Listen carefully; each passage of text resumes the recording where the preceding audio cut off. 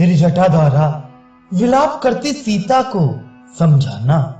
इस प्रकार विलाप करती हुई सीता से राक्षसी त्रिजटा ने कहा, देवी विषाद ना करो, तुम्हारे ये पति देव जीवित हैं। देवी मैं तुम्हें कई ऐसे महान और उचित कारण बताऊंगी जिनसे ये सूचित होता है कि ये दोनों भाई श्री राम और लक्ष्मण जीवित हैं। युद्ध में स्वामी के मारे जाने पर योद्धाओं के मुंह क्रोध और हर्ष की उत्सुकता से युक्त नहीं रहती, किंतु यहाँ वे दोनों बातें पाई जाती हैं, इसलिए ये दोनों जीवित हैं। विदे नंदिनी, ये पुष्पक नामक विमान दिव्य है। यदि इन दोनों के प्राण चले गए होते तो वैधव्य अवस्था में ये तुम्हें धारण न करता।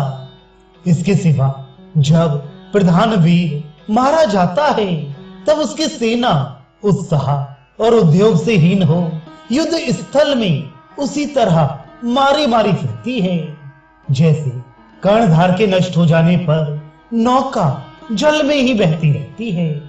परंतु तपस्वी इस सेना में किसी प्रकार की घबराहट या उद्वेग नहीं है। ये इन दोनों राजकुमारों की रक्षा कर रही है। इस प्रकार मैंने प्रेम पूर्वक तुम्हें ये बताया है कि ये दोनों भाई जीवित हैं। इसलिए अब तुम इन भावी सुख की सूचना देने वाले हेतुओं से निश्चिंत हो जाओ।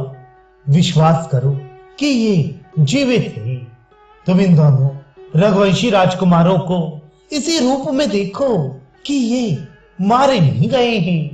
ये बात मैं तुमसे स्नेहवश कह रही हूँ।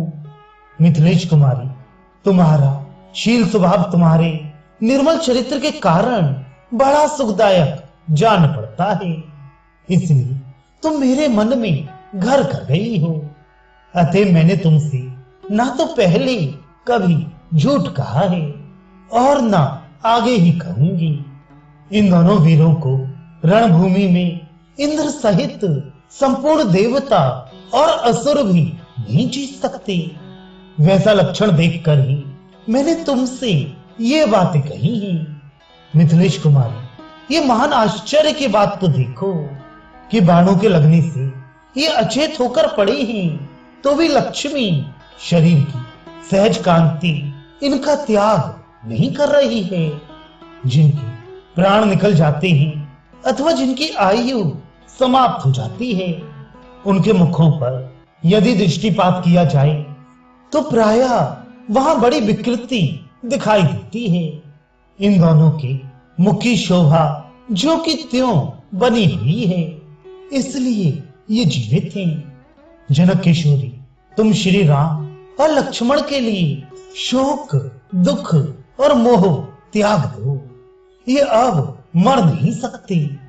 त्रिजटा की यह बात सुनकर देव कन्या के समान सुंदरी मिथिलेश कुमारी सीता ने हाथ जोड़कर उससे कहा, वह ऐसा ही हो। फिर मन के समान वेग वाले पुष्पक विमान को लौटाकर त्रिजटा दुखनी सीता को लंकापुरी में ही ले आई।